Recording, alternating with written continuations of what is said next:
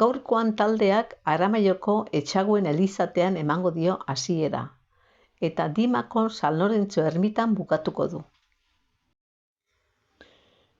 Besteak beste, Anboto mendiaren magaletik pasatuko dira eta Urkioloko santutegitik ere bai.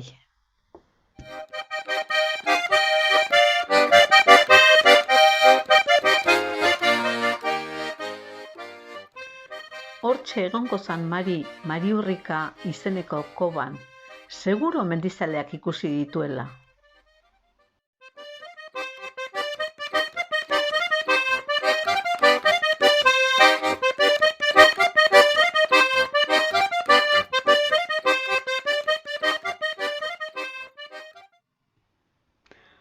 Hor dabiltza mendizaleak harribitxi horren inguruan bueltak ematen. Zer eskatzen ari ote dira?